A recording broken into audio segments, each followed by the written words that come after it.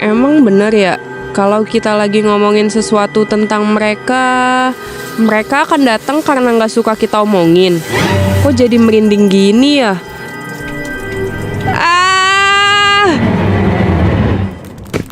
Hai, nama gue Wanda, umur gue 19 tahun. Dan sekarang gue masih jalan bulan ketiga sebagai karyawan probation di salah satu perusahaan properti di Bogor, kota sejuta angkot. Berhubung gue gak bisa naik motor dan rumah gue jaraknya jauh banget di Jonggol, jadi gue mutusin buat tinggal di kontrakan yang gak jauh-jauh amat dari kantor. Ya sekitar 2 kiloan gitulah. BTW gue ngontraknya gak sendirian ya. Gue punya roommate sepergibahan duniawi namanya Yora.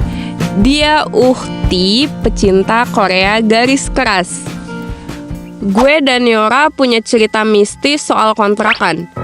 Oh ya, sebelumnya gue mau kasih tahu kalau kontrakan kita ini rumah baru yang belum pernah ditempatin.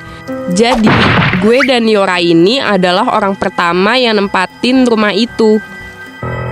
Sebulan awal kita tinggal di situ emang baik-baik aja dan gak ada apa-apa. Palingan sepi dan anyep aja kalau udah malam.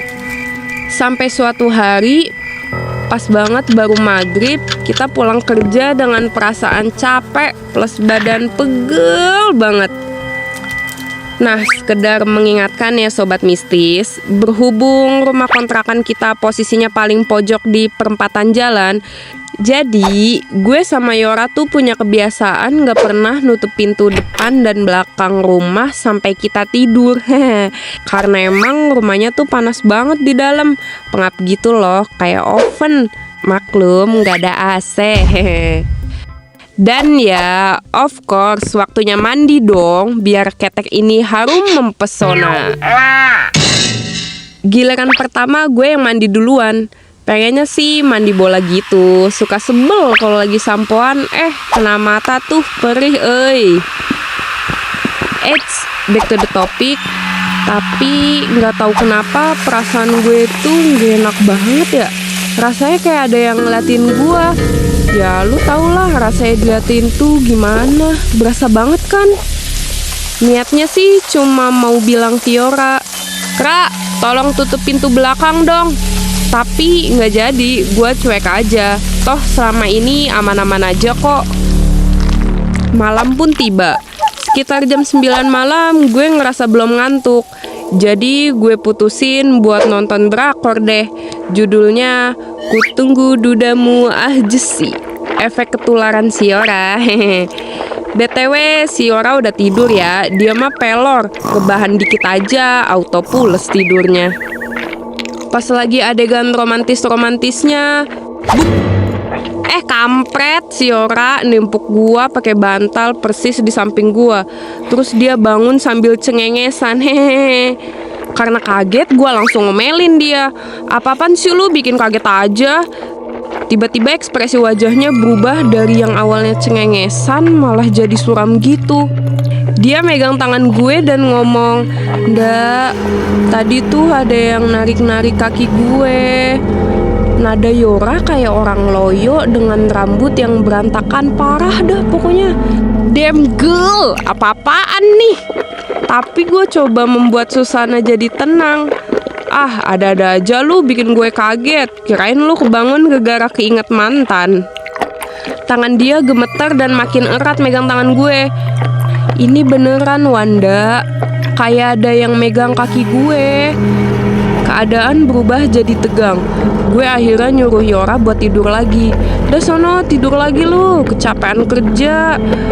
Dan tanpa dosa dengan mudahnya dia tidur lagi. Buset, baru aja tuh anak ketakutan. Nggak ada 5 menit tepar juga. Sleep well Yora. Dan gue lanjut nonton drakor dulu. Nggak tahu kenapa malam itu nyamuknya barbar. Ngueng-ngueng di kuping gue, kan anjing. Banyak nyamuk. Lu digigitin nyamuk gak sih, Ra? Tanya gue ke Yora tanpa berharap sebuah jawaban. "Iya nih sama, gue juga digigitin nyamuk." Dia jawab dong. Kirain tidur pules gitu. Soalnya pas dilihat tuh nyenyak banget doi tidurnya. Dasar Yora, nggak punya adab. Meskipun banyak nyamuk, yang namanya ngantuk ya tetap ngantuk. Akhirnya gue ketiduran pas lagi nonton drakor. Paginya, sambil sarapan nasi uduk semur jengki wadidaw, kita cerita soal kejadian lucu selama semalaman itu. Terus gue tanya ke Yora, "Lu semalam ngapa dah? Ada yang megang kaki lu?" Terus dia diem dan bilang, dia gak ngerasa bangun. Wait a minute. Yora terus nyeletuk, "Kalau yang lu bilang banyak nyamuk itu gue sadar, gue masih bangun. Nah, tapi kalau yang tadi lu bilang soal ada yang megang kaki, gue mah gak ngerasa bangun sama sekali." Terus dia nimpalin omongannya sendiri, "Lu ngelindur kali ndak?" Tapi gue bersikukuh kalau gue nggak halu, apalagi ngelindur. Enggak ah, namanya kebangun pasti sadar dan inget sih. Terus Yora ngeiyain statement gue, iya juga sih. Terus gue ngomong sama siapa dong semalam? Yora malah ngecengin gue, hayu lu. Akhirnya gue keinget sama apa yang gue rasain waktu mandi. Di situ gue mulai cerita semuanya ke Yora. Dan asal kalian tahu, ternyata Yora ngerasain hal yang sama kayak gue. Parahnya, pas gue lagi mandi sore kan, Yora nungguin tuh di luar. Nah, dia duduk deket pintu kamar gitu.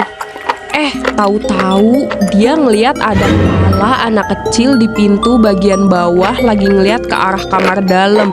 Sumpah, kata Yora tuh anak bikin kaget. Awalnya sih dia pikir tuh anak tetangga. Soalnya anak-anak sini emang suka main atau sekedar lari-larian di dekat kontrakan. Tapi anehnya tuh anak kecil itu belum pernah dia lihat. Kata Yora anaknya tuh kulitnya hitam, rambutnya pendek tapi agak acak-acakan.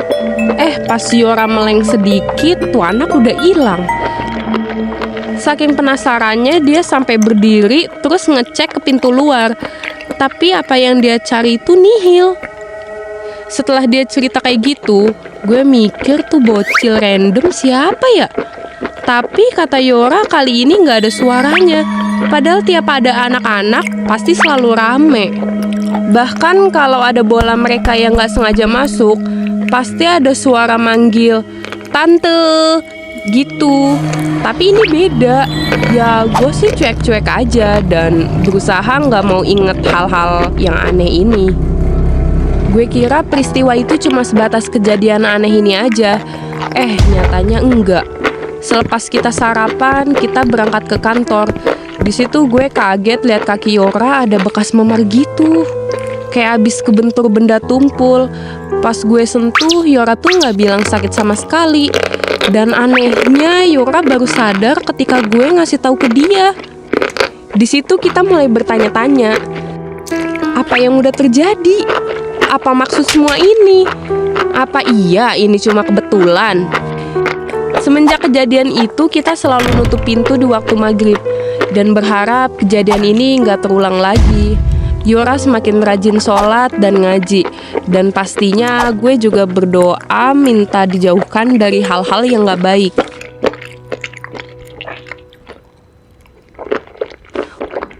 Udah dulu ya guys, kita berdua mau nonton drama Korea dulu nih. Sekian cerita dari gue. Kalau kalian punya